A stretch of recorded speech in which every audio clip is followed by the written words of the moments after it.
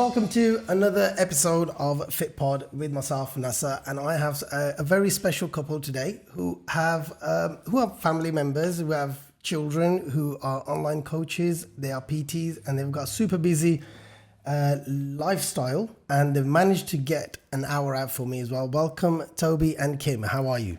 Very well, mate. Thanks for having us on. Thank you. You know what?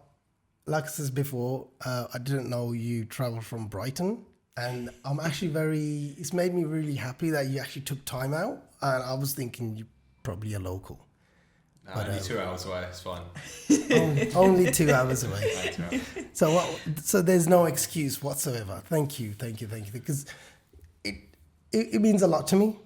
It shows the support, the love, the support, and it makes me drive further now. So I know no one has got an excuse if they come say, oh, an hour away. Mate, the hour's not a problem.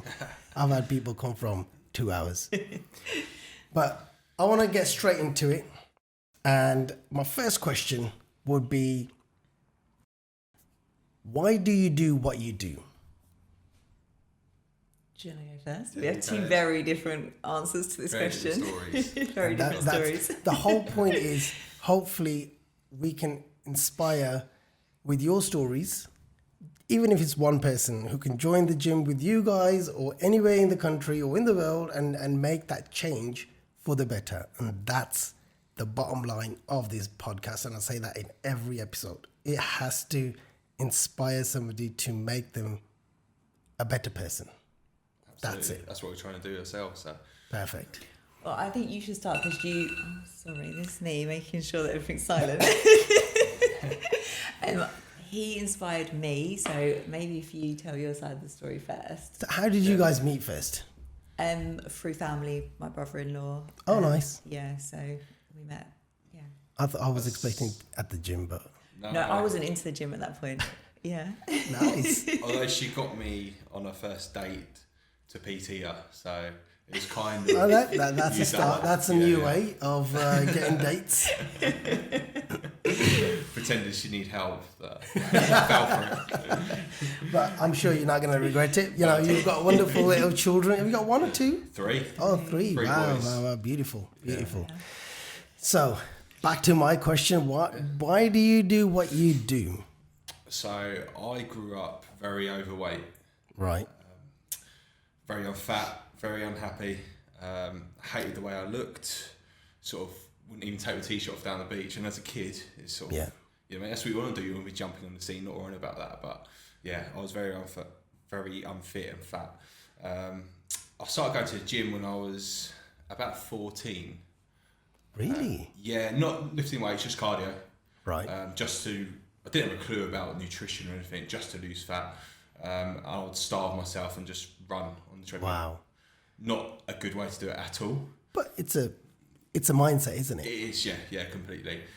So I went from 220 pounds of that. How much is that in kilos? About 100 kilos, bang on 100 kilos. At 14?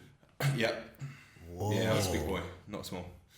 Obviously I'm tall as well, so it was spread out a bit evenly, but regardless, it was still very overweight. Yeah. So I went actually down to 12 and a half stone, 180 pounds I went down to. Saw some guy in the gym who was built, you should train him up, like you saw him training, lifting weights. I was like, that's what I want to get like. Tried for about 10 years, trying all these different diets, different things to build muscle, and it was going on, but very, very slow. Yeah. So kind of wasted 10 years and loads of money on different supplements and stuff, which didn't work. It's a journey, isn't it? A learning Absolutely. curve that he can now put onto his clients, which is a good thing, really. Yeah. Absolutely. So I actually invested in a coach when sort of 10 years later, when I was 26. In that 1 year of having a coach, I learned and made better progress than I did for the 10 years prior to trying to do it to myself. Wow. It was mad, really, just seeing the progress, how quickly you can make it when you do things correctly and the right way, focusing on nutrition and training properly. That's basically the difference, was training properly and eating correctly. And I learned a lot from him, started helping family and friends, as you do, with the knowledge you learn. And they were like, you need to start doing this as a job. You need to start doing it as a job. At the time, I had a fairly decent job. Worked for myself, had another company. Yeah. Was doing well. And then I sort of just fell out of love with that job. You thought, you know what, I'm going to give it a go. So I started, a year ago, a year ago roughly, I started coaching online. Oh, just a year ago? Yeah, not long, mate, not long. I went full-time in April, just gone. So I've been full-time sort of like 8-9 months. Oh, wow. I thought you must have been doing it for a while. No, mate, no. I've been obviously doing it for a while for friends and family, but actually as a job, as a career, professional. As a professional, doing it since, about a year now. Oh, how's it going? Very well. Better than I thought it would be. That's good. Yeah. Because I've been recently, when I started following, so I have been kind of looking at through your page, and you've got some phenomenal transformations for your clients. I appreciate that, yeah. And how do they feel with your work? Because you can be a great coach, but as a person, you can, I can't stand the guy. But, he delivers good stuff. Do you know what I mean? And there's a lot of people are out there, but some people can deliver goods, but on the flip side, they're actually really nice. People want to get on with them. Have you had any repeat customers, clients? All ours are repeat customers. Some of them are on since the start. So, but they've been on for about a year. Got them to their goal, and they're just sort of keeping accountable with them progressing their physique now. Haven't fallen out of anyone yet. That's good. Which is good. Well, hope not after this podcast. Hope not after this episode goes out. Oh shit. We have people leave as well, don't we? Stop it for a certain amount of time, and then they do come back. So that's a good sign. So, how do you keep people motivated? Now, looking at your client base, are they all bodybuilders, full time, kind of they just want to do that, or are they standard, run of the mill family members? Husbands, brothers, this, that, the other, have kids. How do they kind of make time to do what they do? Is there something like that you have to say to them that motivates them to kind of run through that 12-week period or 18-week period that they're doing the transformation with you? Or is it, I don't know, how do they do it? We're as coaches, we're very hands-on with our clients. Well, if they're not sort of local, we pride ourselves on contact and communication. Yep. So where a lot of coaches will just sort of send the plans and do this, get back to me in a week. Yep. All throughout the week we're in contact. Some of our clients message us every day, others sort of once or twice a week, but we're very check in, see how they're getting on, make sure the plan's correct for them. I think that's very, very important. Because someone who's, say, a mum busy with kids, they're going to have a very different plan to someone who's a single lad, who's got the time to train 4 or 5 times a week. And mum might be able to get there once or twice, or might have to have a home workout. So it's got to be very, very person dependent. And we alter it to help them. It's only going to be a perfect plan if they can stick to it. Yeah. So have you had anyone to say, nah, it's not for me, man, I can't be arsed with it? Yeah, mate, yeah, well, we absolutely have. So what do you say to them? Because there's a lot of them. Everybody wants to jump on it after 2 weeks. Yeah. Nah, it's not for me, man. I'll see you later. It's not after a couple of weeks, is it? Because most people still got that motivation after a couple of weeks. It's generally after a couple of months, and then people are like, actually, this is really hard for me to get to my goals. But they've done a couple of months. That's a long time. I know. That's a lot of investment. Yeah. And more or less, you start seeing results at that stage anyway. Yeah. What I say to people is you've been eating shit for 30 odd years. Yeah. And you're not gonna take this away. You're not gonna burn it off in a couple of days or a couple of weeks. It's gonna take you months. So even just forget about the results. Just get the routine going. We try and kind of say to people that we're not trying to get them a 12-week period. We're trying to change their lives. So we want to enforce something on them that they can take away from us. If they don't want to be our coach in a couple of months, if they don't want to be coached by us in a couple of months, then they know that they've got the tools they need to carry on without us. And that's what we try and really get across, is how we can help them make this a life change, not just a 12-week. A lot of people are not even serious, are they? You must get those. I think the trouble is, a lot of people, they like the idea of it. Yeah. You know what I mean, summer's coming, they're like, right, I want to be ripped up this summer. I want to look really good. I want to be on that beach looking absolutely fantastic. Yeah, but it's not going to happen in 2023, love. 2026 maybe? Just by looking at you, yes. We get there. The idea of it and the reality of what you've got to do to get there are two different things. Yeah, 100%. You know, a lot of people haven't got what it takes. They haven't got the discipline to do it. See, that's what it is, isn't it? It's just that discipline, nothing else. That's what it is, It's no time, excuses that I've got this, I've got that, I've got this. You have to make time, even if it's half an hour a day. Yeah. That's all it takes. I know, mate, yeah. At home as well, you can do, if you are sending plans, which some of your clients can do at home, they've got 24 hours to do it. I think if you kind of get across to people that if you sat down or you scrolled on your phone on TikTok, that'd take an hour, half an hour out of your day, especially for those clients that we've got that are doing home workouts. You could get a home workout in that time. 100%. But why don't they do it? I don't understand. The majority of them do. The majority that come to us, we build such a good relationship with them that we're getting some really, really good results, but there just are those few people that don't want it enough and they're not ready. And I went through that myself. But those people will sit on TikTok or Instagram and look at people on the beach with what they want, and they'll be like, I want to be like that. But they've worked towards it. Yeah. But I think they've got to be ready. I went through a period of time where I was trying so many different things, and when I finally actually listened to him, I had to be in the mindset. When he became my husband? Was that before or after he became? No, he was already my husband, and I just was not paying any attention to him. I was like, it's fine, I can do it myself. I'm okay. It took about 6 years to listen to me. 6 years, I'm not even joking. I did what he did, and I tried all these different things, and I was like, I can figure it out in a way that suits me best. Yeah. I'm a mum, I know what's best. Eventually I listened to him and I got some really good results. That's it. But I think to I've be got ready. 2 more years to go before my wife starts listening to me as well, I think. It's been 4 years we've been married. Yeah. 2 more years. Couple more. And then she'll be well, like... 5 years, so yeah, maybe another year. But I do think that is the majority of the population, is that you can push and push, and we can see, look at all these people, look what they've done, but until they are ready, until this means more to them than anything ever has before, they won't stick to it. See, that's the thing. You've got to really want it. You've got to really want it. Even when we do plans that are the food that they eat day to day, we're just making tiny bits of changes. Mm-hmm. They still struggle to stick to it until they're ready. See, that's the thing. Like, food is your most important thing. I was talking to one of the guys here, and I says, look, it's not the coach's fault. If you don't get the results, it's not the coach. It's you. Because the coach is only with you for 1 hour in a day. Say, 4 hours in a week, he's with you, right? 1 hour a session.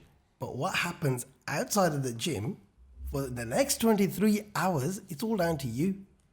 100%. Right? And if you're not following that diet plan, mate, forget about it. Yeah. Because they've got the experience, the knowledge to know that if you're bullshitting them or you're not. Oh, 100%. You always know when a client's lying, shall we say. They check in, it's like they've lost 3 kilos a week before when they first started, and then they put on a kilo, but you haven't changed anything. Like, so what did you eat? They're like, no, nothing, have anything. Look, I'm not stupid, just be honest. we can work this out. I need to know what you've eaten so we can. You're not going to prison for it, it's all right. And in the end, they list off pizza, takeaway, Chinese. Like, there we go. That's where that kilos come from. See, that's the thing. I think it's really good to have a PT for a sense of accountability at the end of the week. Massively, yeah. Because I've tried it by myself. After my first transformation, I was a big lad as well. I started gym at the age of 30. I'm 37 now. And I wouldn't sit in this chair 7 years ago. Oh, mate, fair play to you. That's good. Out there, and I would have to come to a point where I had to open my button on the jeans and just to be comfortable. Otherwise, it used to stick in my belly. And it was like, what I mean? At that situation, what made you change then? I just got kind of thrown into it, believe it or not. At the age of 30, I hated the gym, and I didn't like the fact that why do people go to the gym? Like, what for? Why are you wasting time, money? Exactly what, what. Now I look back and think, okay, fine, I used to be like that. And I had to go to Switzerland for a video shoot, and I thought, you know what, I need to kind of trim up a little bit, just so I feel a bit better. That's all it was. So I started looking at some PTs and stuff, and contacted them, and whatever, fine. And then a friend of mine walked in, just randomly spoke to him, says, look, I've got a place, and I do a workout every morning. Why don't you come and join me, and I'll help you. You don't even have to pay me anything, and see how you get on. What's the point, If you don't like the gym, there's no point paying somebody a lot of money, because they will charge you a lot of money. I was like, all right, cool. I says, when can I start? He goes, yeah, Monday morning, 9 o'clock at my place. And this was in April 2016. I says, all right, cool. Monday morning, 8:45, I was there. And he's like, so what are you doing here? I says, well, you asked me to come, right?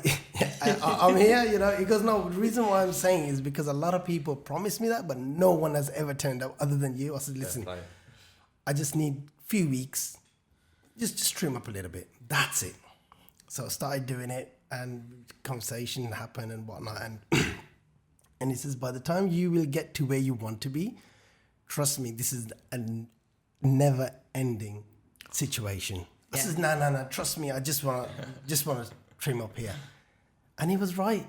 It just gets better and better and better and better. And 7 years now, religiously, I have to get my fix on holidays, gym first. My wife's like, we're going to go to eat. I said, nah.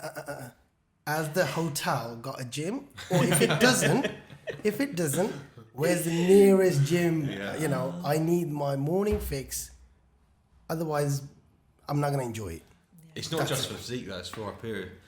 Yeah, 100%. Got to do it for your mental 100%. Because if it was for the physique, then you have to do a full workout and the full cardio. But it's not even that. On holidays, I cut it down. Just do your compound movements, a bit of cardio, done. So I know mentally that I've done something. That's it. But they don't understand that now, man. It's the mental high that you get, that serotonin boost. It's then I'm good for the rest of the day. Yeah. Do whatever you want. Absolutely. Stressed out, but as long as you've done the gym, you're like, and I'm the calmest that I'm going to be. Yes. So you've got the best of me. Yeah. That's what it is. And that's my story. I've come from absolutely hating it, and now not being able to flip and live with it, without it. And it is what it is. A lot of people said to me, oh, you're not going to do it, you're going to fall off. I said, look, it is what it is. Let's see how we get on. And the same people now, they're like, oh yeah, man, we're just following your story, it's really good, and you've done so well. I said, look, we all started at the same time, we just had to stick to it. That's all it was. It's simple as that, isn't it? Just stick to it. It's never 100% on my side either, I have down weeks, up weeks. Sometimes I just take it easy on the nutrition. I want to live as well, Yeah. It's never strict 100%. But once I'm on a program for 12 weeks or 18 weeks, I know mentally it's only 12 weeks I have to do this for. Yes. After that, I can absolutely chill out a little bit. It's having goals, having something to work towards. Absolutely. Yeah. And again, when I got married, people were like, oh, that's it. You're not going to have time. Your wife's not going to let you go. My wife, bless her, she's been very supportive. She's not interfered with my gym hour and a half. Yes, now and then she just does kind of throw in a moan or everything. You got to listen to that. I do it and we both gym it, so it's fine. I've got her back. It's a woman thing. And then 4 years later, I've had my first baby. Oh, he's going to keep you up. You're not going to have time for it. No more gym. And I'm thinking, why do people have to first thing is attack the gym? Like, that's my 1 hour. I just need that 1 hour. I'm good for the day. That's it. Yeah. And first 3-4 days, I didn't go, which is obviously understandable, After that, I said to my missus, listen, look, I love you both. So we were talking about my transformation. Now, when did you guys realize that, you know what, we can actually help people? Now that you've both have done you started listening to him, and now, you know, okay, we should make a business out of it to help people. When did you realize that? It took me a while to have the confidence to do it. Even though I know how to do it, it's a big thing. Someone trusting Big time. To control their nutrition, control their training, like everything about it. You control the lifestyle of someone. Yeah, it's massive. And if that goes wrong... So it's quite a big thing for me to actually bite the bullet and think, you know what, I'm going to do it. But for me personally, it was just, I was helping loads of friends, family, not charging them, and they was getting amazing results for it, and it was making me, I was getting buzzing from it because seeing their results. Yeah. So I thought, if I could do that for them, you know, there's so much misinformation out there, so much rubbish, so much waffle people talk about, and if I can just help educate people, even if they're not clients, it's like a lot of my Instagram is just trying to educate people the correct way of doing things. But even more so with the clients, when you sort of get someone to lose 10, 20, 30 kilos and they couldn't do it before, it's just, you can't explain the feeling friends, you get. Bro. Oh mate, yeah. One of my lad, I won't throw him under the bus, but he lost 30 kilos. Wow. So he was a big lad, and now he's out loving life now. I started when I was 100 as well, at 30. 100 kilos, man. Fat and hairy, bro. And lost, in 7 months, I think, with my friend. Lost about 25 kilos just by a simple routine and a strict diet, which I had to at the time. But again, it's that discipline, isn't it, that everyone just needs. And like what you were saying earlier about you started enjoying the gym after 2 years. 2 years, yeah. It took me 2 years. How many people would wait that long? I think for me, it was, it's slightly different because I have Toby at home. Yep. So to see him continuously better himself, not just physically, but mentally, was another level. level. My wife's the same. You know, she's always looking at me, but she might listen. She's gonna kill me. You know? This is the last series. I had really severe postnatal depression, and I tried everything to make myself feel better. And I realised that every time I went to the gym, when I came home, I just had a little bit more peace in my mind. And the more I did it, the more at peace I felt. And that's what kind of kept me going. So it was more the mental side for me. I really wanted to change my physique because, you know, I'd had 3 kids at that point and I hated the way I looked, but more mentally for me. And that's what kept me going, was that little tiny hit of just feel good after the gym. And I just kept wanting to get that. And that's Do you guys have mixed clients, or do you just do male clients and you do female clients? Mixed. Yeah, mixed. Yeah. So are they like different mentalities with two genders, or are they like kind of the same thing? I think they're all pretty similar, wouldn't you say? Yeah. Obviously, you've got some bodybuilders who are regimented. They will not come off plan. They're that strict, and that's how they like to live. For the majority, though, cheeky maccas at the weekends. Yeah, why not? You know, it's got to be flexible. It's got to fit in their lifestyle. So it's. And I think with women, they can come to him as well because he is still a parent. So although he's not a mum, he's with a woman, so he'll understand like periods and changes in, you know, hormones and the way they eat, and the fact that they do have to be a little bit more flexible because of childcare. So I think it's not because he is a male, but he's also a family man. They feel more comfortable going to him as well as to me. So how would you inspire a mom, say for example, she wants to better herself? Somebody, you know, just had children and she wants to better herself, but she's just like, I can't be arsed with it, but I want to kind of do it and I don't have time. I've got kids. I kind of hope, again, with my page, that I am showing a little bit more like, if I can do it, and I've got 3 boys and we are on the go 24/7, that if I can somehow juggle an hour of my time, whether that be at the beginning I was doing home workouts, at the beginning, you know, I was doing the whole How Joe effective Wicks. are home workouts? They're good to get you started. They're good to get you into the routine. I started doing them in lockdown, in COVID, and I was just like, really, okay, I was just doing it for the sake of doing it. If you've been going to the gym already and you go back to doing a home workout, it's not the same. It's not the same. Let's be honest, it's not the same. I know in lockdown there's coaches preaching, yeah, you can do this, it's just as good, but it's not. It's not, is it? No. Now, if you had never trained before in your life and you start doing home workouts, you can still get good results from that. Yeah. But then as soon as you sort of go into the gym and actually use the proper machines, and I remember, it's completely different. I remember when in the first lockdown, my PT, who owns gyms and stuff, called me up and he gave me some equipment and whatnot, which was like, oh, brilliant, thank God. Otherwise, I was just using bits and pieces at home. And then he said, look, you could start using the gym just one person at a time. So you could go in, use empty gym, no one else is there, it's fine. I was like, when I started doing that, I was just, this is nice.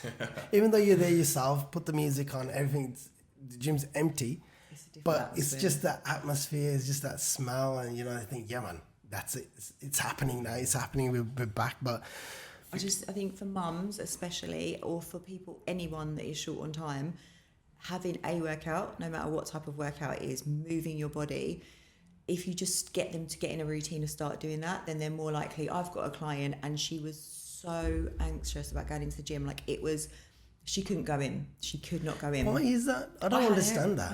I've got really bad anxiety and I couldn't face going into the gym, or if I did, it'd have to be a certain gym because my anxiety was so bad. It's definitely like a mental thing. But why do people a lot of people don't want to go because the way they look? Oh, I don't fit in. But that's not the point. The point is to people looking at them, judging them. And I think it's a misconception. Yeah. They think they're going to walk in. Even if someone was absolutely obese, if someone walked in like that, I'll be like, fair play to you. You are 100%. Making change. You've done the right thing. Yeah. No one's going to look at, and if they do, they're just idiots, but no one's going to look at them and be like, oh, you shouldn't be in there. That's where they should be. Exactly. Everyone in that gym is there for the same reason, is to improve their life. Yeah. Health, physical and mental. That is the reason why they're there. So, we're all in the same boat. Some are different stages of the journey, but at the end of the day, we're all doing the same thing, trying to improve. So you've got to give respect to everyone that's in there. Everyone, yeah. No matter what they're doing. And that's what it is, isn't it? It's that initial first step in the gym. And yes, it is. Sometimes you can go to a gym and think, oh, okay, maybe not. Because I was like that. When I first, before 30s, I went to, and I was just like a bit intimidated, and, everyone's just there doing their thing. And I was like, okay, this is not for me. I'll go back, and then that's it, done. But now looking back at it, and I was so wrong, because thinking about it now, like everyone is there to improve themselves, but they are just far ahead than I am. Yeah, that's all it is. They're in the same place that you were. Everyone starts somewhere. Yeah. They must have... Not everyone's fat and chubby. No. But there's always a starting point. And this is my starting point to my journey. And that was theirs. And they are just 5 years ahead of me. And so what, I think that's when it comes into play of having a coach and having a routine. Yeah. Whether that be a PT in-person coach or an online coach, that when you've got that routine, you're more likely to go into the gym because you're not just going there and thinking, what am I going to do?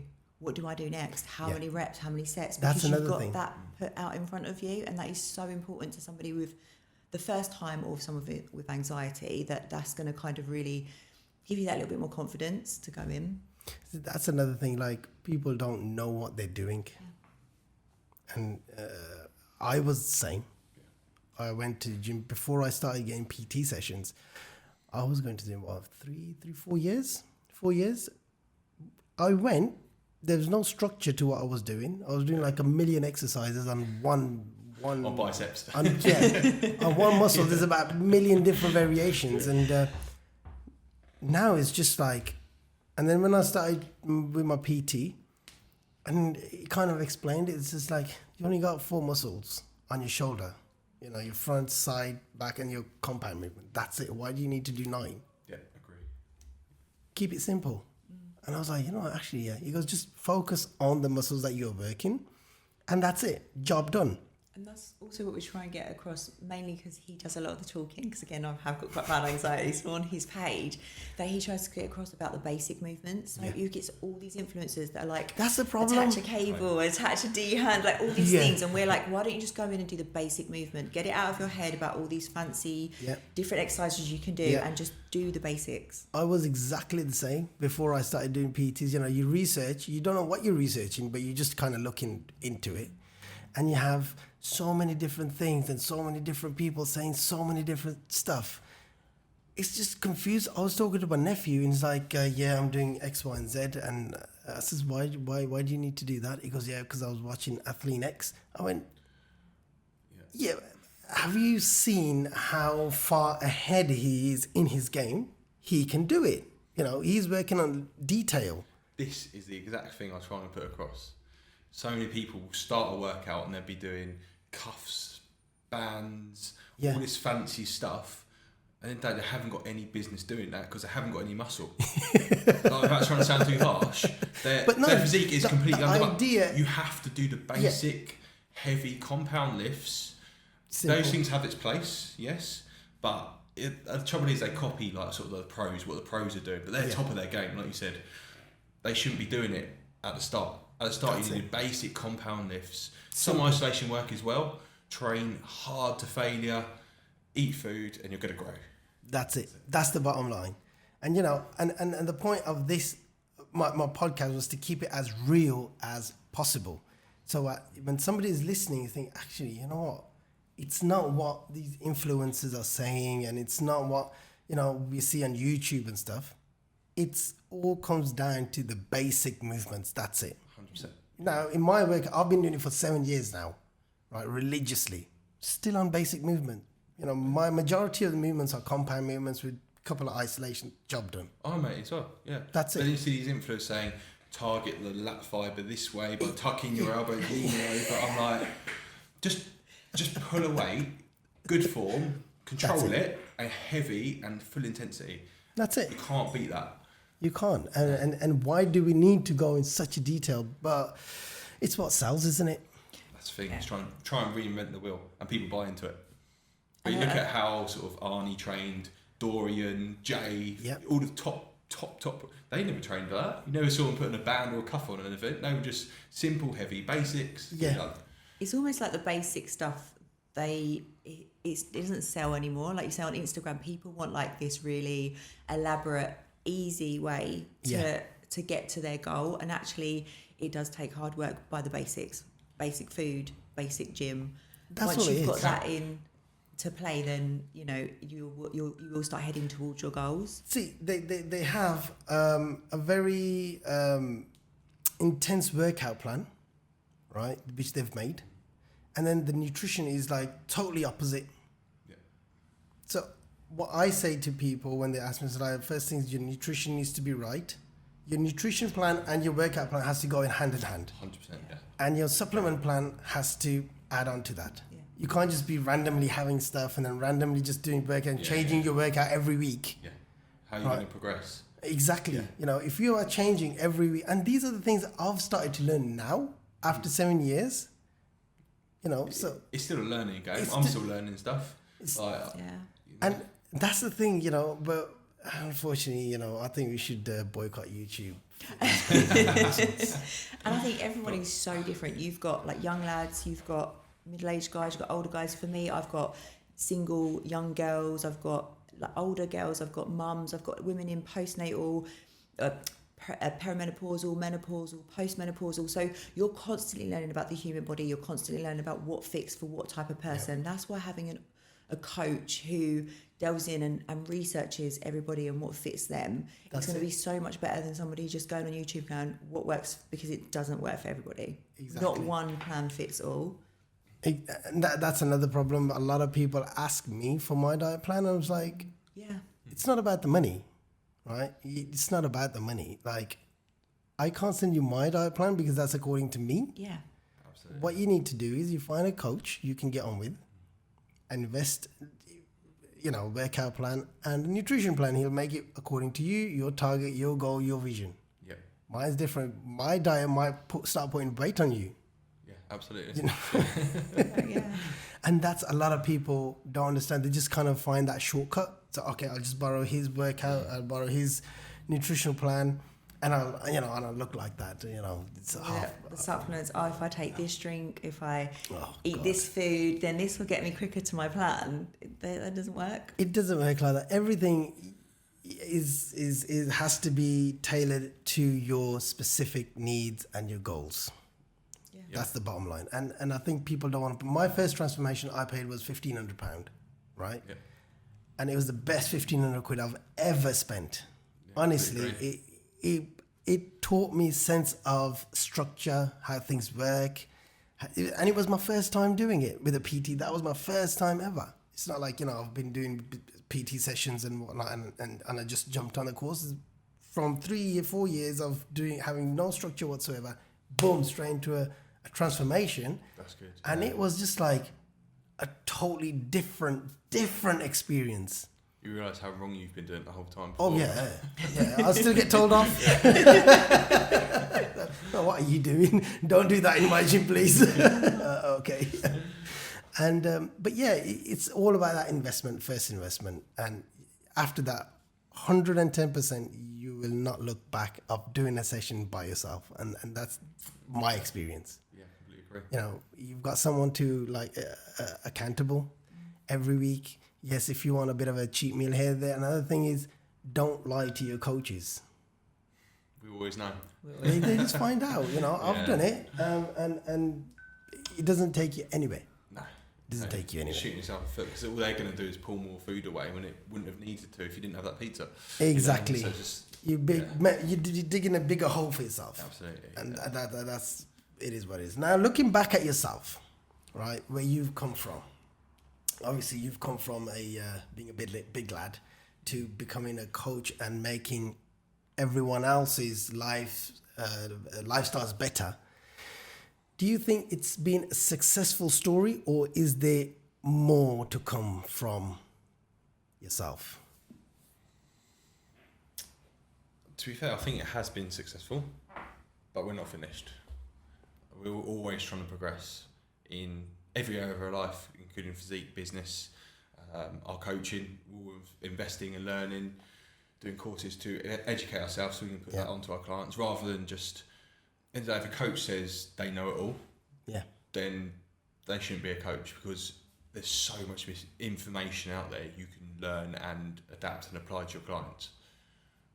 So that's what we try and do, just constantly progress. And do you have clients that have gone from hating the gym to stepping on stage? Not yet, no. No? Not yet. So you've had a few clients, haven't you? You've done stage work? No, only myself. So I prep myself for my stage. I've got 2 guys this year who will be prepping for the stage. Nice. We've had a lot of photo shoot people. Yes. Yeah. I remember you saying you've had when I first messaged you, and you told me that you've got some photo shoots happening. Yeah, a fair few photo shoots. Got a fair few this year as well. But 2 guys definitely for stage this year. How does it feel when you see? It's a sculpture. I call it the sculpture, because that's what it is. It's a human body is beautiful when it's done properly. Yeah, I agree. Yeah. It's just like something that you can look at for hours. Yeah. I look at myself, for It's art though, isn't it? But it's that hard work, that you put in, and you think, you know what, it was worth it. Everybody worries when they come onto the photo shoot, and every single person that's gone away have just been amazed at how well they've done. Like, we've had people that have not been lean, but they have come so far on their journey, on their body composition journey. How does it feel for yourselves looking at your work? Because technically that's your work.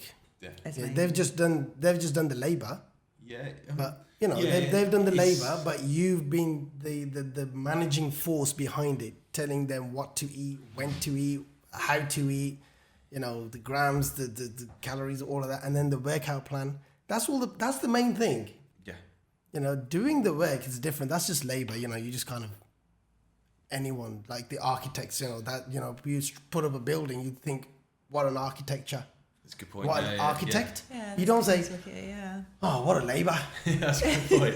They're just Americans. See, I'm the opposite. I always give them credit. I'm like, mate, you've done amazing. You've done exactly what I've told you to do. 100%, you know. But absolutely 100%. I know what you're saying. Yeah, they've taken the knowledge from us. Taking a step back, thinking, you know what, he's done really well, and that's my work. That he just speaks 1,000 words. How does that make you feel? Oh, incredible. Yeah, absolutely. You're buzzing when you see how happy they are. My first photo shoot I done last year. The guy who's like, I said, "What sort of look are you going for?" He goes, "I want to get skinless." I was like, "Okay, here we go then." All right. And he literally got absolutely. He could have stepped on stage. Really? Yeah, he could have just absolutely nailed it. So yeah, in that photo shoot, it was just looking at him. He was just, and he got so, you know, your head starts to go when you get that lean. Yeah. Like. I was driving up to the photo shoot and he's like, I don't want to do it, I look awful. It was only when I started feeding him some carbs, he pumped up and he just smiled when he saw himself in the mirror. I was like, that's made my day, because I knew how happy he was and he realised how good he actually looked. And that was it must feel good, isn't it? I mean, when I did my first transformation, I was like buzzing, and it wasn't even the best one. But looking at yourself at the picture, you think, wow, that's me, that is, you know, it's just... And my PT's been doing it as a professional for the last 12, 13 years. So he's done a lot. And then what he does is he has an awards evening for his clients. Yeah. So he takes them out to a restaurant, you know, totally off plan for everyone just to enjoy. He hands out medals and trophies and stuff, and everyone. So it kind of makes sense. That's one of my trophies out there. Oh, yeah. And I've got another one. And it was just like, you know what, you've earned this. And it was really, really nice. And stuff like that is very personal. And I've been with him for the last 3-4 years now. Every time it's like, you know, I want to do this. I want to do this. I wanted to do stage this year, but my wife said no. And that was a very short story. I think it's because we just had a little one, and you know, just helping out at home, and I was thinking, if it's not 100%, I can't do it. I don't want to do it. You've got to be in that 100%. Okay, just a quick overview of what we've had a chat about. What would your be number one tip for a balanced lifestyle, which includes work life, gym life, home life? Because not everyone's going to step on stage, right? Not everyone is that serious, that dedicated, that motivated, who's going to give you as coaches 110%. So what's that balance that we are looking for to kind of keep it going? Which we don't want to, because sometimes when you overdo it, you kind of fall off. And when you underdo it, you can't be bothered because you're not seeing any results. So what's that balance between the whole kind of 24 hours? What would your balance be for you know, a mom, basically, who's got kids and whatnot? I think it's all very personal dependent. So for a lot of mums, I say, even if you can just start once a week, I will adapt your food, exactly what you're eating, but I'll adapt it so that it's within your calories, so you're getting your protein, you're getting your carbs, you're getting your fats, but I will start them so that it's very manageable for them. Then again, with training, I'd say even if you can start once a week, if you could do 1 hour a week, and then we'd up that to 2, and then we'd up that to 3. So it is very personal dependent. Some people have got the time to be able to, even as mums, to do it 3 times a week. See, you know, when 1 hour a week, would they see any difference? No, but it's not about, in the beginning, as a mum especially, it's not about seeing a difference immediately. It's about getting them into the routine, because it's such a hard thing to go from no exercise, no training, to trying to fit that 3 times, 4 times a week into your schedule. If you're like, do it once a week. I find it's building a habit for a lot of people. If they've never done it before, building the habit is the hardest part. So a lot of my clients who are new to the gym, never exercised before, I say, just do 3 10-minute workouts. That's it. 3 10-minute workouts? 3 10 minutes. They're not going to get results from it, but it's just building that habit. Conditioning. Yeah. Building the mind, thinking, right, this is the habit. Once you got into the habit, it's a lot easier. So then they can go up to 20 minutes, then 30 minutes, and eventually they'll be doing sort of like 4 hours a week. And then they can start getting some good results. But a lot of people in this day and age, obviously, very, very hard for them to build that initial habit of doing it. Once you've built a habit, it comes easy. Yeah. You don't even think you're going to do it, you just do it. So how would somebody structure a day? For example, a typical household, 9 to 5, got 2 kids. He's always moaning about he doesn't have time, but he watches TV for about 3 hours in the evening. How would you say to them, listen, cut the bullshit, let's get cracking? So it's more how you spend your time. Everyone's got time to do it. There's 24 hours a day. Obviously you sleep, so you've got 16 hours which you can be doing something. You're working, say, 8, 9 of them. Some people working more, but in my opinion, there's no excuse to not get an hour in a day. Minimum, even if it's 45 minutes. Yeah, most people, like I said before, are flicking through Instagram, social media, watching TV all night. That's what a lot of people say. How have you got the time to do it? I don't watch TV. We don't watch TV. I can't remember the last time I watched TV. I can't remember the last time I watched TV. Same. Because I'll be honest with it. I'm either working, training, or with the family looking after the kids. The only time I watch, well, not TV, but entertainment as such is either when I'm doing cardio, I'm on Netflix, or when I'm having dinner, I'll watch something, or breakfast, or something when I'm just doing something and I can kind of half an hour or whatever while I'm doing something. Yeah. Other than that, there it is. That's it, yeah. You just got to make the time. If it's important to you, you're going to make the time for it. Yeah. And there's so many things you can take the time out of doing. Basically, they need to structure their day according and fit that in somewhere. Just like you would a lunch break, you'd always make sure most people, 90% of people, 99%, would make sure that they got a lunch break in. Yeah. And then if their goals are just as important to them, they will make sure either before work, in that lunch break, or after work that they will get that workout in. They will, because it becomes when that goal becomes. Is there an excuse for it? I personally don't think so. I appreciate it, but at the end of the day, if I could do it running 2 businesses. Yeah. And I still managed to find the time to do an hour of cardio a day, 20,000 steps a day, and training 5 times a week. 20,000 steps. The majority of people can find 4 hours out of the week to do some training. Wow. Yeah. And even as a mum, like there are a lot of mums that are like, I don't have time. You can spend half an hour doing an at-home workout. You can. That's how I started. I started with the babies in the house and me just taking a little bit of time out of my day and doing something while they were all running around. It was mental. It was crazy. Put your headphones on. Yeah, exactly. Get them on and just zone out for a little bit. Deal with your broken arms and legs. They would get involved. That's the other thing is they saw me doing it. All 3 of our boys absolutely love the gym now. My oldest is 12. He comes with me now. That's very interesting because you posted something yesterday about how parents would die for their children. That's a good memory. Yeah, what did you say? Yeah. And that's I've always kind of lived by that. Not the dying for the children kind of thing, but living for them. Absolutely. Every parent would say, yes, I'll die for my kid. Yeah. But they're not willing to change their lifestyle and live for them. If you change your lifestyle, take control of your nutrition, you take control of your some form of exercise. You will die. You're gonna live longer, and your whole life's gonna improve. I know for myself, I'm a better dad because I take care of my physical and mental health. 100%. If I didn't, mate, I'd be a mess. Yeah. And there's the majority of people out there, they are a mess, unfortunately. So just by those simple things, taking control of their nutrition, training, activity levels, they could be a far, far better parent 100%. By just doing that. Just by eating right, fine. Okay, you found an excuse to not do the workout. Just eat right at least.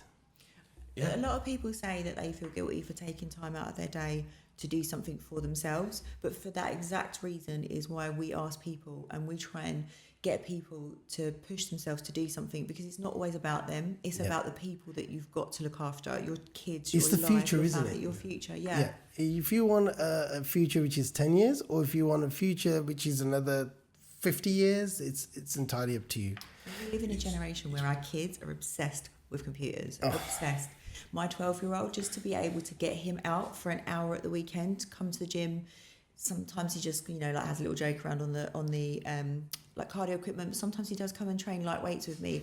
And it's not about building muscle and like one of them parents. It's about just getting him out and doing some form of exercise. And it's so important for our future generation to 100%. See us doing it. I think there's not enough parents as role models now. And I've always said that.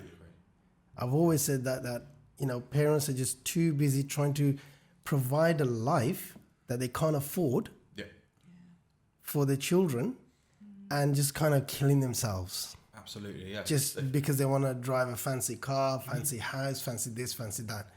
Mate, you're not going to enjoy it because you ain't going to be around to enjoy it. So why not lower your standards a little bit, right? Spend time, look after yourself. And yeah, it doesn't matter if you don't drive a Mercedes or something. No one cares. Material things are nothing. You know, kids want you there. Yeah. The kids want you there. And like you say, setting up a good role model for your child. Everything you do, your kid is watching. You're teaching your kid. Absolutely. Whether it's if you're sitting on a sofa drinking alcohol all night, you're teaching your kid that's acceptable, and you're installing those morals and values into your child. And that's when they say being fat is okay. Exactly. And you're installing that on your kid. Like you see our little 3-year-old, and he'll be following a lot of the routines that he does in the kitchen, or if like he's doing posing and things in the kitchen, and my 3-year-old does those now. That's so cute. If that alone doesn't show you that what we are doing that's impacts what on our kids children, pick up on. I mean, you can speak to them, all the motivational quotes and everything, they don't care until they see it. Yeah. They need to see it to believe it, to kind of follow it. Yeah, absolutely. And if you, from that age, can start showing them, you know, okay, sugar's bad for you, Coke is bad for you, and you're not drinking it yourself, then it's a winner. Because there's another thing, it's like, oh, no, don't, you're not allowed to have Coke, you're not allowed to have Coke. And then you're knocking it back on the other hand. Stand, isn't it? Yeah, hypocritical. You can't exactly. do that. And that's another thing that a lot of parents have that. And it happens in my household, you know. And I said to the mom, there's two things that we have to be very careful of what his nutrition is, right? What he eats and what he watches. Yeah. These are the two things that are the most important for the next generation. Yeah. Because there's a lot of processed food which is very easily accessible, you know, but it might be full for now, but is it good food? No. I don't drink sugar. I gave up sugar 7 years ago. Done. Yeah. I don't crave it. I don't need it. And I get my enough sugars through my food. I don't need refined and processed sugar. I don't need it. I think that happens when you do something like that. So I always crave sugar. Always. When I did my shoot and I got my nutrition bang on point, I don't crave chocolate anymore. I don't. And that to me is massive. Like I wouldn't be able to go a day without sugar. Not chocolate. I'd have to have chocolate. Now I'd prefer something like cottage cheese with pineapple in. I know it sounds really, really far-fetched from what I was, but that's because my nutrition's on point. I don't crave the rubbish. You're only going to crave if you're not feeding your body correctly throughout the day. That's the only time you get cravings. Totally agree with that. So if you're not, your body's lacking something, and the majority of people out there, their body's lacking good nutrients, so they just crave sugars. So what do you say about, you know, people, the anti-diet and the anti-exercise and the anti-this and the anti-that movement? Because that really gets to me, man. And you know what? When I sit here, I go, this guy, this is my man right here. This is my man. So we have an honest person. We have an honest person. That's when I'm like, right, you need to be on my episode, mate. So it really gets to me because, fine, it is what it is. You want to be fat? Cool. You know, you go ahead, be fat. Do not promote it. That's my problem. Why are you promoting shit? It can't be called a positive thing if it's causing a negative effect on your life. And being overweight and obese will do. It's not, it might do, it will do. Yeah. With health complications, 70% of all illnesses will be in remission if you take control of your diet and activity levels. 70%. Wow. That is massive. That's huge. I know, I didn't realise it's that much. It's something that it's in your control. Yeah. You can't blame the NHS for that. No. Yeah. Imagine 70% of people not being on all these pills that the NHS are giving out. Yeah. All the, surgeries and stuff they're having because they've actually looked after themselves. I think this pharmaceutical companies promote all of this, man, just so they can get richer. I agree. It's down another rabbit hole, this one. You know what I mean? Yeah, I know exactly what you mean. It is what it is. I believe it's a huge industry, isn't it? It's multi-trillion. It's multi-trillion. They don't care about your health. They do not care about your health. But I think they had some medicine. They made some medicine. So I bought a bunch of politicians, right? Guys, we need to sell this. Come up with a plan. So, all right, cool. Don't worry about it. Being fat is okay. Boom, job done. And everyone is just on it, and it's just like and you can't talk against it because you're fat phobic. It's like, no, I don't give a shit if you're fat. You're fat, bro. Yeah, I'm realistic. You are not. Another thing is, like, people can add this phobic and there's certain words in front of sentences, and they think, oh shit, we can't talk about it now. I'll still talk about it. Yeah. If you're fat, you're fat, and you're going to die early. End of. It's the harsh reality. We saw a program. It was, and everyone else is upset because you didn't want to get off the bag and fish and chips. Yeah. You decided to, I enjoy this too much, and then that causes issues in your further generations. Those DNAs kind of get moved over, and your family's history starts having heart attacks. Oh, it runs in the family. No one ran in your family, you know what I mean? That's what it is. Absolutely. Yeah. And it's just really, really bad. And how do we flipping stop this, man? We need a movement that's going to stop this. It's hard. I think, like you say, because the pharmaceutical company are the ones that generally are the ones pushing for people to be on these medications. I don't truly believe that they'll ever stop, because I think it's that side of things rather than people. So people... it's an easy way out, isn't it? Like, I can be fat because I've got all these pills and they're going to keep me alive. Well, do you know, if there wasn't them pills to keep you alive, I can guarantee you'd be doing something about it. If somebody said to you, 100%. Take away all those pills and you're going to die in a couple of years if you don't do exercise. I'm telling you, gyms would be busy. They would, yeah. You would have some serious clients. We would. But instead they rely on pills and they rely on medication, they rely on doctors and surgeries. And they're so reliant on them now. Because when they stop, even for a day, they start going, oh, I haven't had my medication, I haven't had this and I haven't had that. But as soon as they take that, everything's back to normal. So a lot of it's in the head as well, isn't it? Yeah. With that, I think it's a lot of time. Obviously, it does help to an extent, but I think it helps more than it does. See, you could change all of that. A perfect example, not by reading it, it's a friend of mine who was diagnosed with type 1 diabetes. Type 2. Which is the light one? Is it type 2. Type 2 is the light one, yeah? So he was diagnosed with the type 2 diabetes, and he was like, shit, I need to sort something out. So he's changed his diet from Monday to Friday. He eats clean, and he goes gym regularly, at least 4, 5 times a week. And half an hour, 40 minutes, does his whatever he does. I always cuss him because he ain't got a clue what he's doing. I've tried to help him, but he just doesn't listen to me. He's there. I said, you know what? That's the main thing. You're there, you're doing your thing. And now he's reversed his diabetes and, he's back to normal rather than saying, oh, shit, all right, doctor, give me some medication. But he's made time, he's a businessman and, he does his thing. He's a family man, 3 kids, family, business, goes to gym once he's done everything at home, work at 9, half 9, half an hour, job done. He got his blood tests done as well, and everything came back brilliant. Everything was good. And it's been nearly a couple of years now. He's just regiment, does everything cool. And that's what it is. People don't seem to grasp that. It's scary. I think they do. I think everyone knows deep down that if they ate right and if they trained in whatever, that could be yoga, it could be running, it doesn't have to be the gym, it just has to be a form of exercise, that they would be better off. But the problem is now everyone's lazy. Everyone wants a shortcut to get better.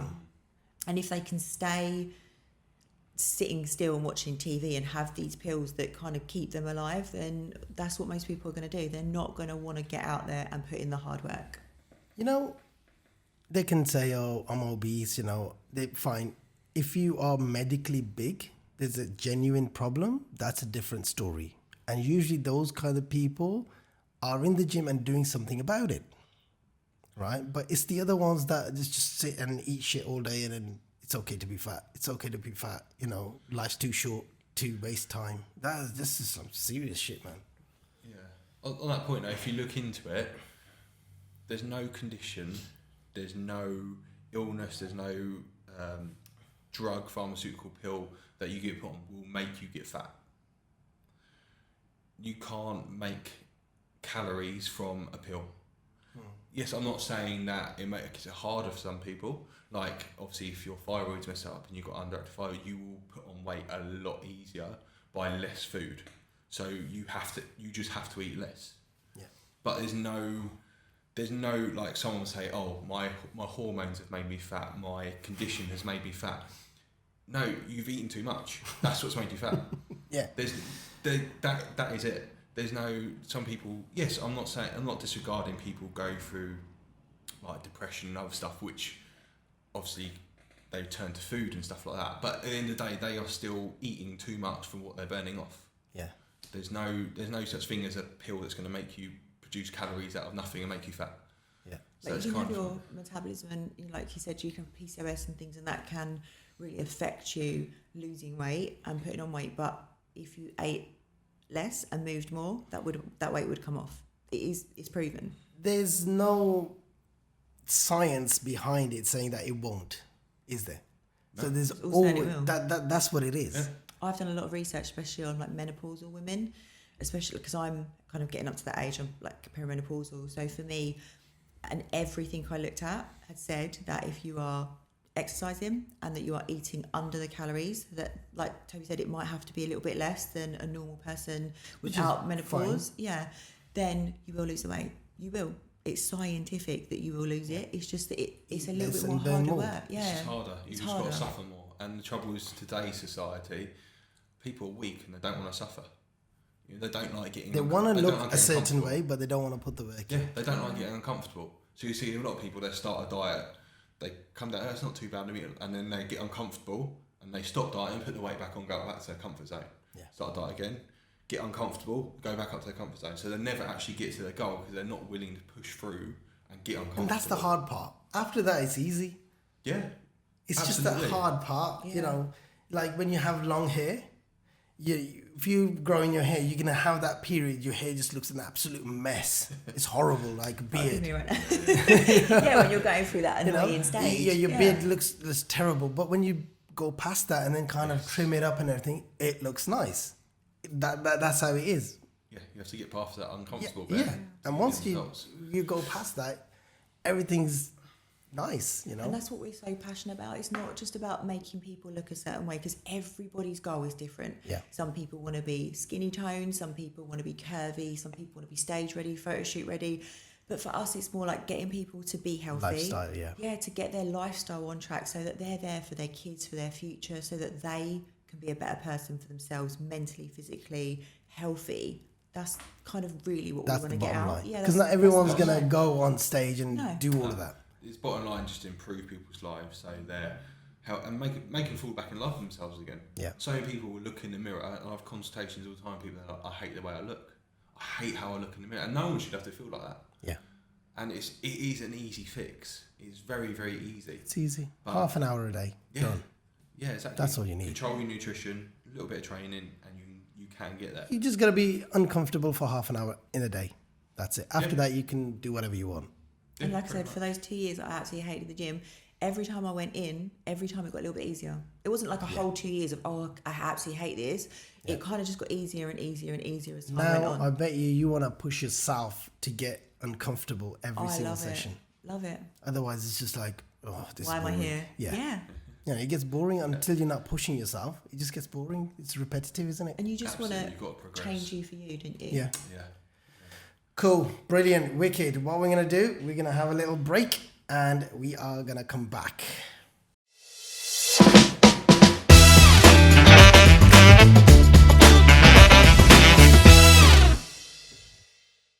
What I want to talk about next now is, it's a very taboo subject in the fitness industry, and 90% of people are on it, right?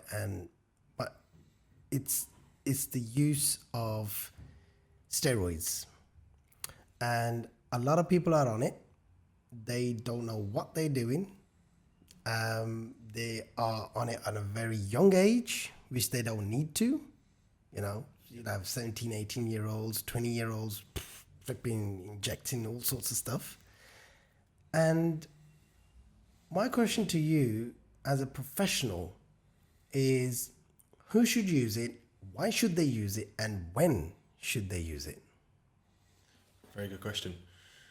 So all my clients that do take it will come to me first and say, look, I'm thinking about doing this. Yeah.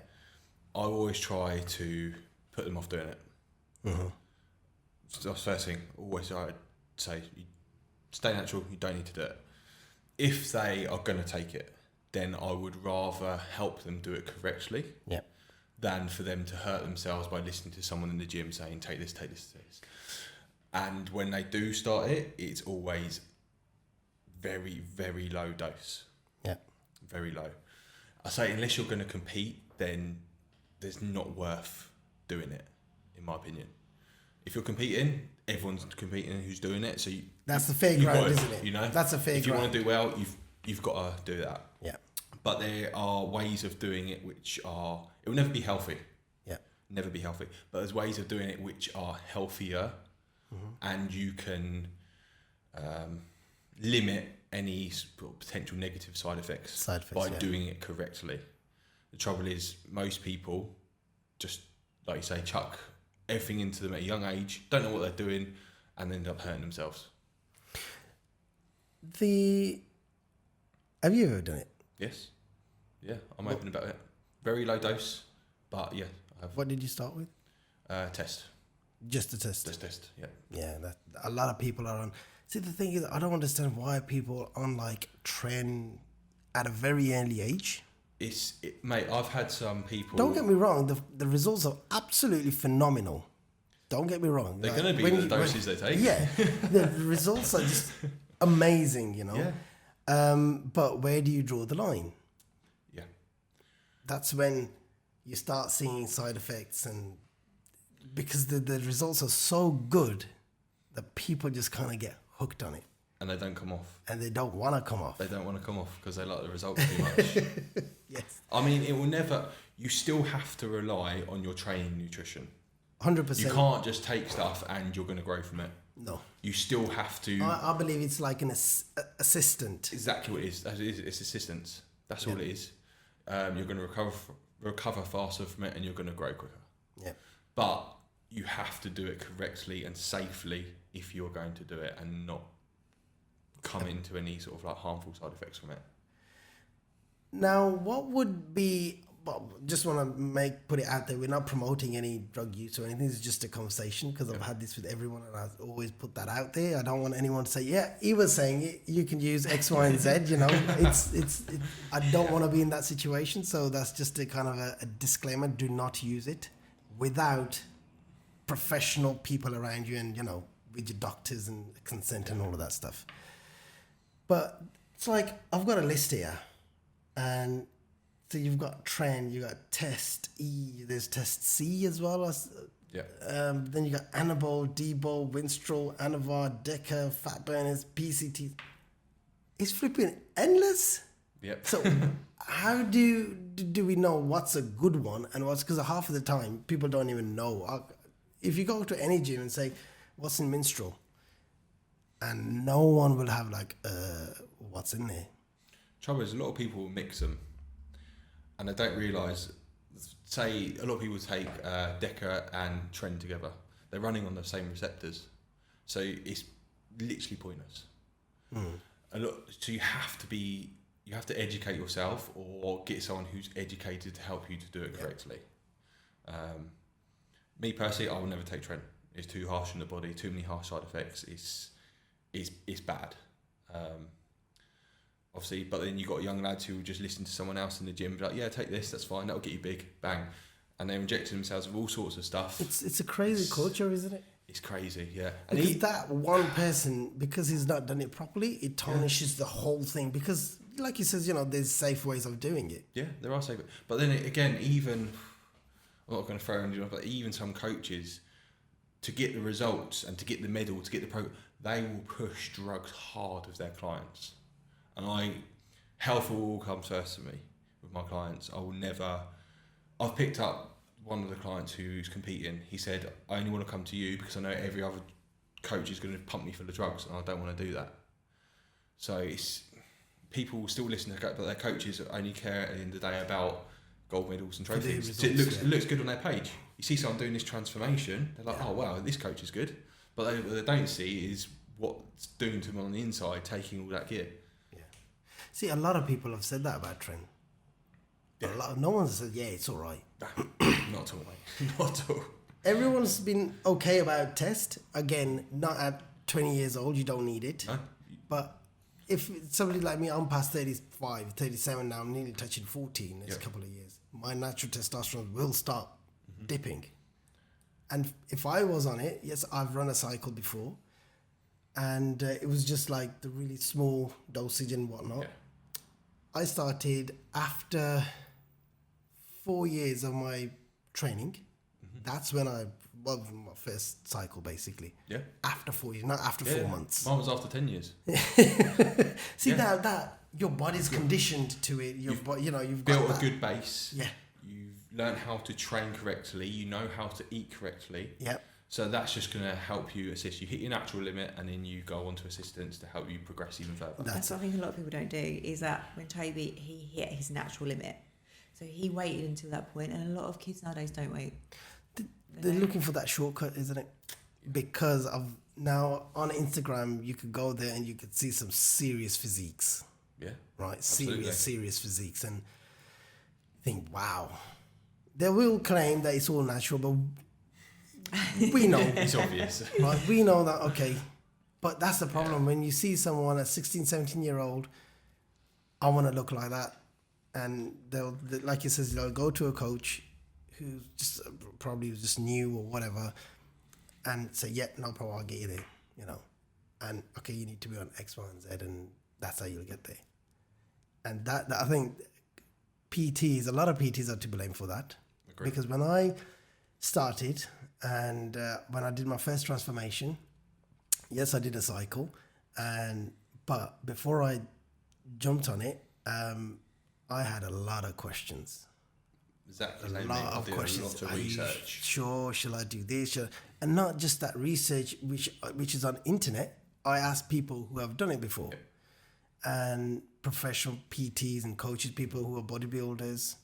And after about 2 weeks, because when I started my transformation, I showed a picture like everyone else. I want to look like this. Okay, yeah. If you want to look like this, you need to be on X, Y, and Z. Do you want to do it? If you don't want to do it, then I could still get you there, but it's just not going to be in 18 weeks. It'll take you 18 months or something. Yeah. So I was given an option. Nothing forced. Okay, if you want to do it, this is what it is. If you don't want to do it, this is how you're going to look like. Okay, I went away, did my research, spoke to people, asked questions. My questions were answered. And then after about 2 weeks, I was like, you know what? Let's just do it, man. But bloody hell, it works. I was just like blown away. 18 weeks, and I'm thinking, whoa, that's some serious thing. This is, That's why people do it and they get addicted to it and they don't come off. Yeah. And then when I came off, properly did my the PCT course and everything, and then when your body goes back to this natural form, you think, what just happened here? Where's it all gone? But it's been there, done, Yeah.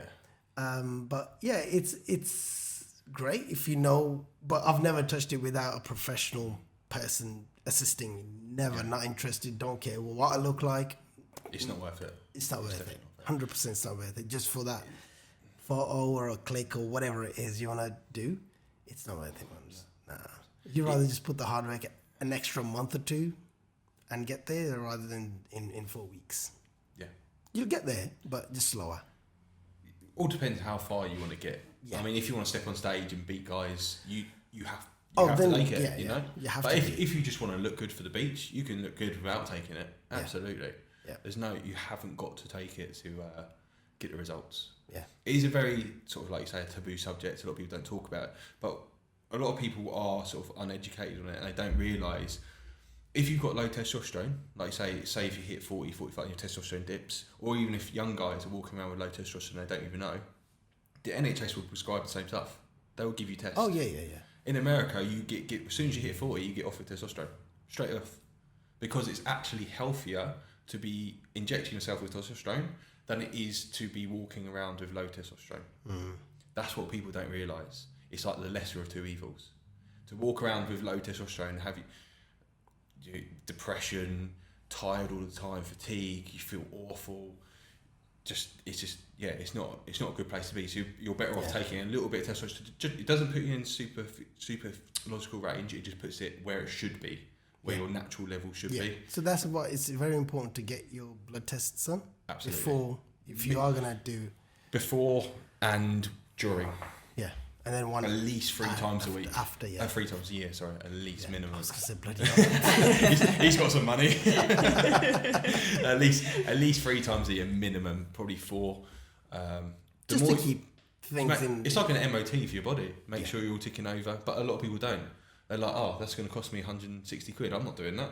But they spend 300 quid on gear, no problem. Yeah. You know, so it's... So you could look good, but it's what's internally. It's yeah. You've been very quiet. This is not my subject. I'm good with this. I just like listen and take it all in. She's on the trend. This is why I'm so glad. This is why I'm so glad I deal with like the mums and things because so you have no one that's asked you for any gear. No, thankfully. Oh, Kim, come here. Yeah. She's got some hench mums. And again, this is where I love that we work. My son needs a bit of trend, man. This is where I like when we work as a team because if someone did come to me, then I know that he would then play a part in my clients. It's not that he would take on my client, but then he'd play a part in that client's. Yeah. And the clients understand that as well because you're married and whatnot. Yeah, and we work as a team. We work as a team, yeah. Interesting, because there's a lot of people out on it and they just don't admit to it, and it's just like, mate, you can see who's on and who isn't. You can, but sometimes you know people are on it and it doesn't look like they're on it. They're not doing it properly then. I know lads from my gym, they're taking 3-4 times as much as I do, and they don't even look like they're touching it. Serious? They don't even look like they're training. Yeah, because something's not right. They're either not training properly or they're not doing the nutrition. They're just relying on that, thinking, that's going to do the job. They'll find out when they get married. Yeah. Toby, I'm not doing children here right now. I caught ya. I knew it. What were you on back then? But, right, quick one on nutrition, right? Yep. How important is nutrition side and what's your personal relationship with food? Fit people too, and you've got kids. Do your kids eat the same kind of thing at home, or do they? How important is it to count calories? Because a lot of people think, I've heard there's no such thing as calorie in and calorie out, and that just kind of, I don't know, it just kind of boggled me up. That did. You can't argue that it's facts. So a calorie is a unit of energy. That is what you take in. Yeah. So if you know how much you're taking in, you know if you're not gaining weight, if you're trying to gain, or losing weight, you have to increase or decrease your calorie intake. It is the simplest way of doing it.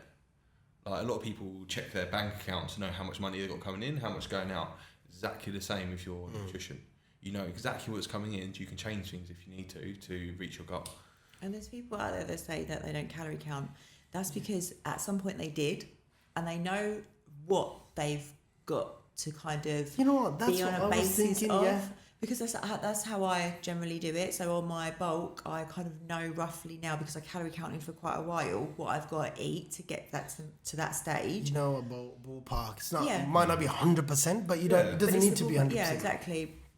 So they might not be calorie count. I could say I don't calorie count, but I did. I got to get that knowledge to know what I have to eat to build up my muscle, to build up to put the weight on, what I've got to eat, because I calorie counted. So People have generally done it to know.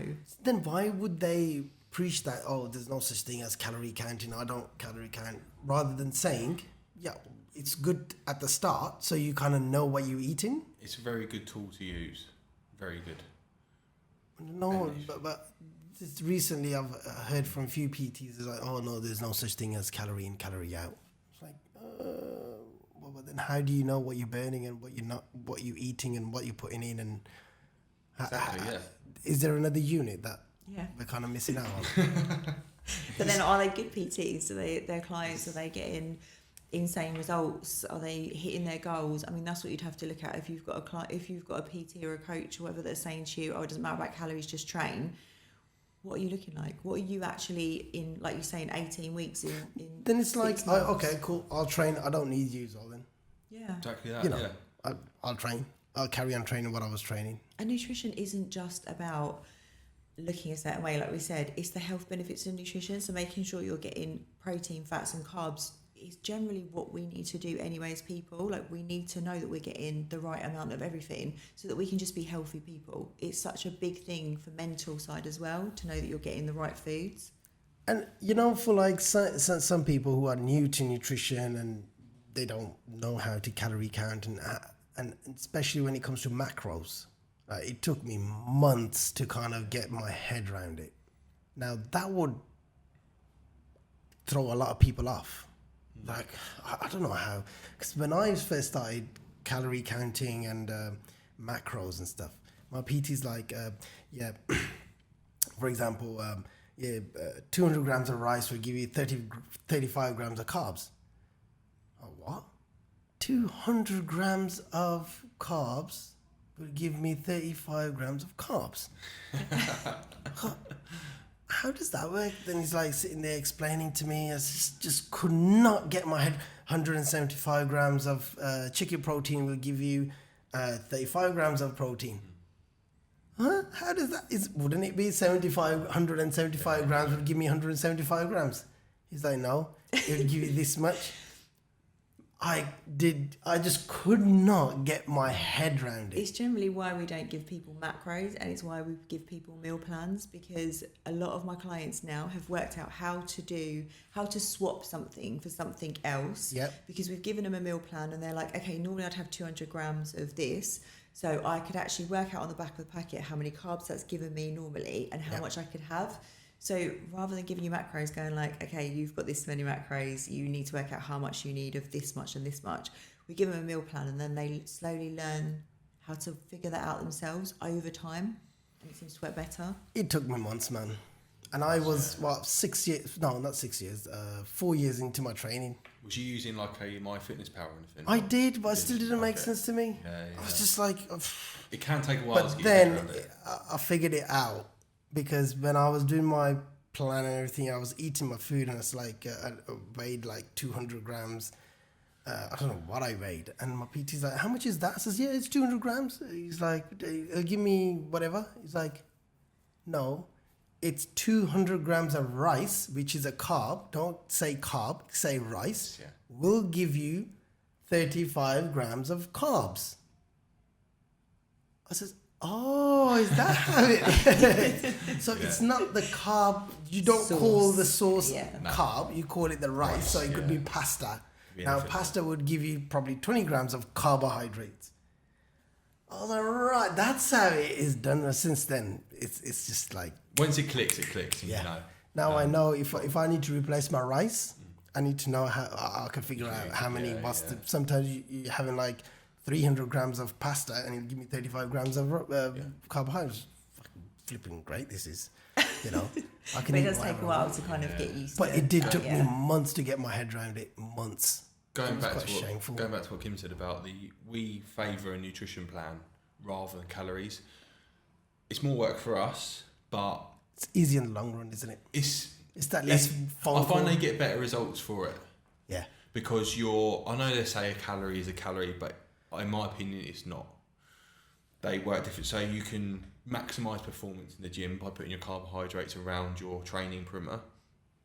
Fats as well, having good nutritious fats are going to help regulate hormone levels, which a lot of people don't realise.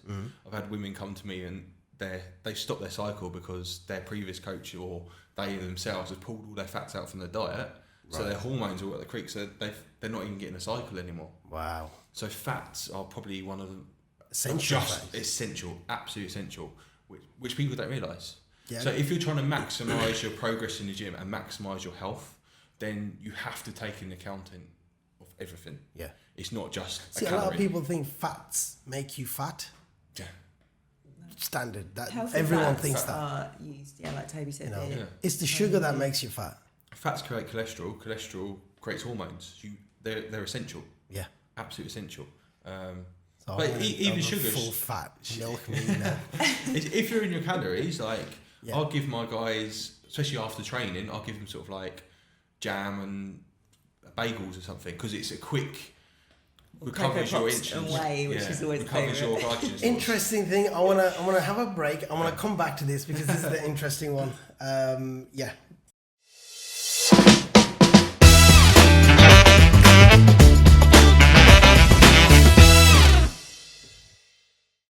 Right, guys, before the break, we were talking about the jams and this, that, the other. A lot of the old school bodybuilders don't like the fact of this whole Cocoa Pops and jams and certain processed food after a workout. They are totally against it. Now, I've just recently got Cocoa Pops in my diet, and I'm not changing that for anyone. I don't care what anyone says, mate. I'm having my 100 grams of Cocoa Pops. I would died for that. You know what I mean? I had to ask for it. I said, can I have a Cocoa Pops? My meal plan this time is like, yeah. And I don't care who comes out with what science. I am not letting go of my Cocoa Pops. So what do you say about that? Because yes, they're the quick sugars. They're kind of straight after the workout. And is that that window, the eating window within a certain time, is that false, or is that just or does it work, or is it just a myth kind of thing? Can you eat whenever after your workout? Because I was listening to one of the doctors and he was like, it's beneficial to have it straight after, but it's not essential. I would go with that, absolutely. End of the day, a carbohydrate, no matter what you have, if it's rice, if it's potato, if it's Cocoa Pops, if it's jam, and that is all going to do the same thing. It's going to break down into glycogen and go into your muscles. What source you have doesn't really matter to an extent. Obviously, if you're dieting, you want to keep it fairly full, so it keeps you more fuller. So you go through like your rice and your potatoes to, which it's slightly slow digestion. Time release or whatever exactly, you call it. Yeah. But after a workout, your body is primed to take up nutrients. It's primed to take up. Your body's after heavy, say any workout. If you trained it heavy and intense, your body needs glycogen. Yeah. So if you're putting in jams, bagels, where it's something fast releasing, then it's just going to fuel the muscle quicker. And also, it's so easy to take. And it's enjoyable as well. A lot of people enjoy it. Like says, I'm not changing no Cocoa Pops for nothing. Like we put in a Tupperware, we put our Cocoa Pops and then I put my whey on top so that makes the milk and chocolate mix it in. Yeah. And Dorian Yates. How easy is that? Yeah, it's like it's enjoyable. You know? It's so nice. It's your treat for going to the gym, people. Remember 100%. that. And they can't say it doesn't work, because I've got myself stage ready by doing that. I've got my clients stage ready. I have 125 grams of Cocoa Pops, 60 grams of protein isolate, and with almond milk, or if I don't have that, I just have the full fat milk. Normal. I have water with mine, but yeah. Oh, that's extreme. That is. I wouldn't go that far. I love it. I have water. Only messy. Who needs those extra calories? And yeah, it's nice. You know, enjoy it. I look at it. If I'm not getting paid to look a certain way, I'm not gonna die for it. Okay. I want to have a nice, healthy. I want to look good. But be balanced. Have it balanced. So after a workout, I have my Cocoa Pops because I worked out. It's nice. It's enjoyable. I enjoy it. I can have it every single day. And that if you can get the same results by eating stuff you enjoy in your diet, you're going to do that. Exactly. You'd be silly not to. It makes my life easy. You know. Yeah. You know. Makes your diet enjoyable, and if you enjoy it, your digestion is going to be better. Yeah. Because you enjoy your food you eat. You're happy. You're happier. Yeah. So you're and that's less the bottom line, stressed. isn't it? You're less stressed, so your body's going to respond better. Yeah. So if you're trying to force feed yourself chicken and rice every single meal, or fish and rice, you're not going to enjoy it. Stress levels are going to be high. You're not going to digest it as well. Yeah. So it's just, it's just to me, it's just pointless. When we do a plan for someone, we do it so that they can incorporate that with their family as well. So if we do like mince with potato, they could make a cottage pie and they could be eating the same as what their family's having. Yeah, they've got to have theirs separately in a little pot, but they could still enjoy the meal. And be a part of the family. Like a lot of our clients have actually stopped because their partners have felt like they're not being a part of the meal with. But then you can have the same thing, just slightly different. Yeah, and that's what we try and incorporate. You know, when I was on my first transformation, a friend of mine took me out to an awards evening, which he paid for. I think it was about £100 a ticket, 5-course meal and everything. It was a business awards evening, and we've gone and wicked, and I had my little bag with me, and it's like, what's this bag for? This is my food. He goes, I've just paid £100 for a 5-course meal for the evening per ticket. He had 3. I said, yeah, so, fine, I've got my food. I don't need the food. He's like, are you seriously, bro? Are you serious? Like, I've just paid £100. I was like, you could pay £200, mate. I don't give a shit. So we've gone there, time for food. I pulled out my little box. I said to the waiter, can you just warm this up for me? And the waiter looked at me like, are you serious? Yeah, just do it, put it on a plate for me and just warm it up. I'm cool. So it was just a breast piece with shitloads of spinach, and that's it. And my mate looked at me, he was like, seriously, I can't understand this whole kind of dedication. I said, look, I've only got 4 weeks left before my photo shoot, and I don't really give a shit of what you think right now. Yeah. Because in 4 weeks later, when I show you the picture, I'm telling you it's going to be badass. Absolutely. Right? And now, and he used to hate it, he used to laugh at me, and now he's on the same kind of regimen, and and he's lost a lot of weight as well, and he's loving it. I says, remember when you used to laugh at me? He's like, yeah. We did the same with Toby though. Like, we used to go out for meals with our family and friends, and we'd go to like pizza places, and he'd sit there with a coffee, and I'd be like, I've done that. Like all of us would be like, why? And then when I went through the same thing when I had my photo shoot, and I'd go for lunch with the girls, and they'd be having cakes, and I'd just be sat there with my coffee. I was like, like now I get it. Now you get it. Now I get it. When you're that focused, you don't even want it. Like, they're you don't eating crave pizza it. and everything in front of me. I'm like, I'm good. Everyone's like, does this not make you want it? I'm like, no, not at all. Honestly. It's almost doing the opposite. It's making me carry on because I'm doing something not many people can do. Exactly. So it's kind of like, my wife used to sit at home, I fancy an Uber, I fancy a takeaway, I fancy this, I fancy that. Sitting right next to me, eating, just watching TV, in bed, and she's like, don't you want it? You can still smell it. Yeah. You can smell the dessert, and you think, smells nice. I'll wait for my cheap meal. You know what I mean? I'll wait for my cheap meal. There's only one thing. We used to get these cookies from this company that makes them at our gym, and they're the best cookies ever. And that was gym. I need to come to that gym. They're called Snookies cookies. And they're banging. I think it's about 25 grams of protein per cookie. If I said that to my wife, let's go to the gym, they make cookies there, she'll be the first one. It's a good ploy, get her there. But that's the only thing he couldn't eat in front of me when I was on my plan. I was like, they was having like pizzas, they're burgers. like 1,200 calories a cookie. Yeah, I would, whoa. Yeah.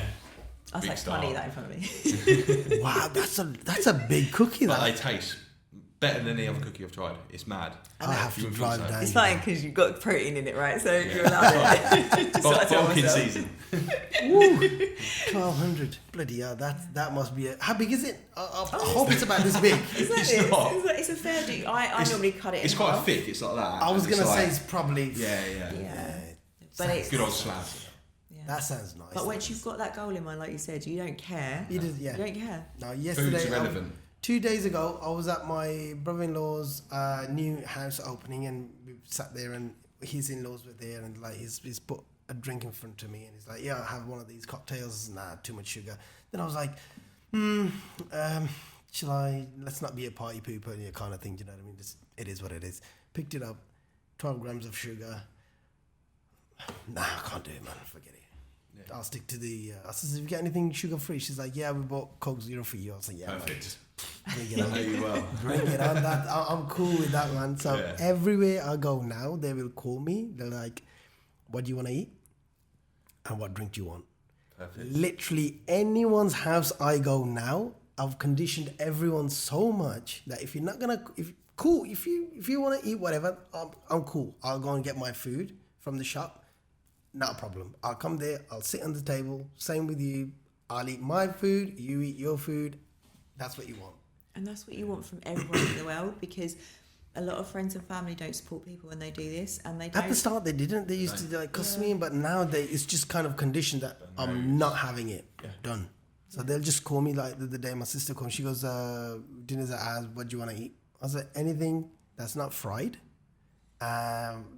chicken, bake it or something, and it's cool." So she just made chickpeas and chicken, and some pasta with that. I was like, brilliant. You know what I mean? It's great. And I had legs next day, so I had kind of filled up. Yeah. Fueled your leg workout. And then, unfortunately, my little one wasn't too well, so that food just stayed in my belly. There's nothing to burn it off. I was like, oh shit. But we know that feeling. it's enjoyable, isn't it? I'd like to keep everything enjoyable. Oh, you got to enjoy it. If you can't do that, it's not sustainable. Yeah. Your diet plan, your workout plan, your Absolutely. supplements, it's got to be sustainable. Yeah. And just don't go in too hard. That's a lot of people do that with diet. They'll go in, they'll cut everything out. Yeah. But you don't need to do that. No, absolutely not. You know, I was talking to my brother, and I said to him, look, he goes, what shall I eat? I says, eat whatever you want. Fine, don't worry about it. Just get your routine done in the gym first. Let's just start with that. Half an hour, get your routine. Just get that. A week later, we look at your diet, see what's happening with that. Again, it's building a habit. Steps. Get that sorted out, then you can focus on your nutrition, then you can focus on your water. If you try and do everything all at once, you're not going to do it. You can't. Because there's too much going on. You think, I've got to do my water, I've got to do my food, I've got to train, I've got to get my steps in, got to do my cardio. It's just too much going on, so you have to take it slowly. Get one habit nailed, then go for the next one. Look at the other one. Yeah, then look at the next one. Then look at the next. And then by the time, 6 months' time, you've got them all done and you're cruising.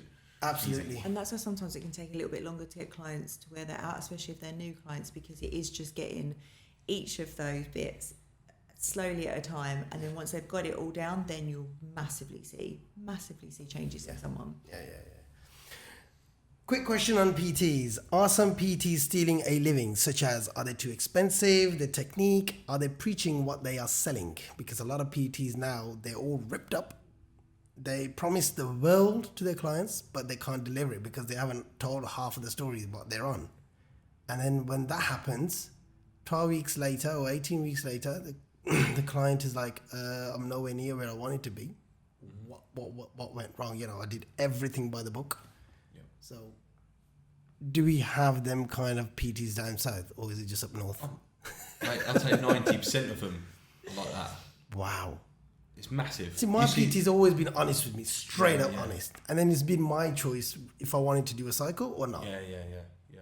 But a lot of PTs now, I don't know, again, 90% is a big... They put their transformation up there, not telling the whole story, say, you can get like this. They're selling a product, selling some garbage, like, take this pill. Yeah. You've seen the supplement companies online. The transformation's this to this in sort of 8 weeks, and people fall for it, like, oh, that's amazing. And in reality, it's not going to work. It's not. Or you've got the other end of the side where you've got a PT that's going to train you for 3 hours a week, but then they're going to give you no nutrition. So you'll go in the gym and you'll train with that PT, but you don't have a nutrition with them, and you're meant to go off and do your own thing. Yeah, a lot of people just pay for an hour to train with somebody, and then that's it. That is all they've got. That sounds easy, that does. Yeah. I'm in the wrong business.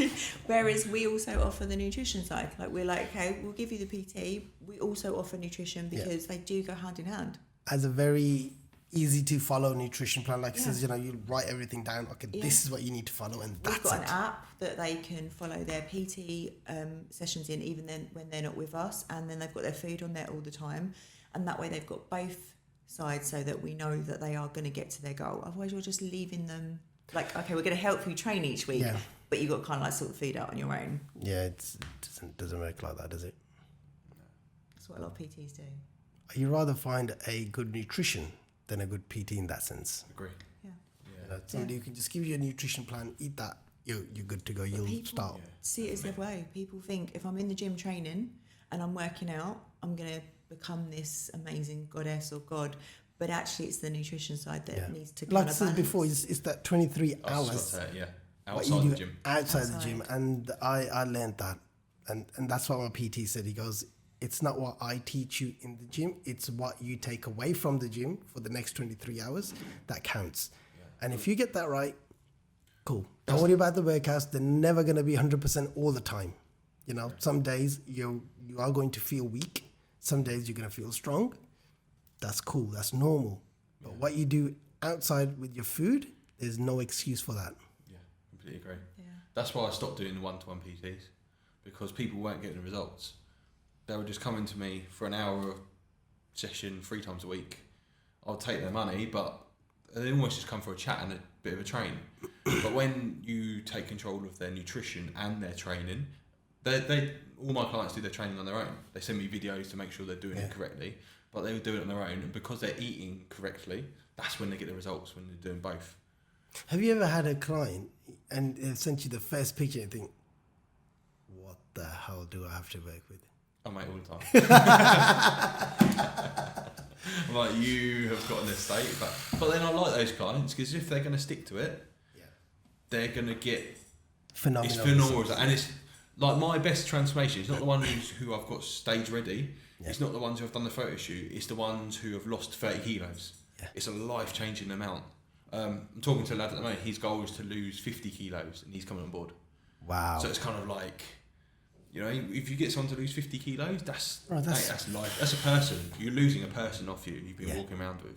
So that's that's incredible. It's amazing, that is. Yeah. That's a different feeling. Is it money can't buy that feeling? No. Yeah. Money can't buy that feeling. Absolutely. A lot of people have asked me to kind of help them. I'm up to help them, but I think until there's not money involved, people do not take you seriously. And I don't want no money, because I'm not a qualified PT. I could take £500, right? Cheap as chips, right? But I can't deliver. I don't know what I'm doing myself. I have to follow a plan myself. I'm good at following. You tell me this is the plan, this is what we're following. I'll follow it to the T, to the gram. Not a problem. But if you ask me, can you give me a diet plan? Can you make me a workout plan? You got I don't know where to start from. Yeah, for my brothers, for my friends, and certain things, I can help them, give them my plans or whatever. I just follow that.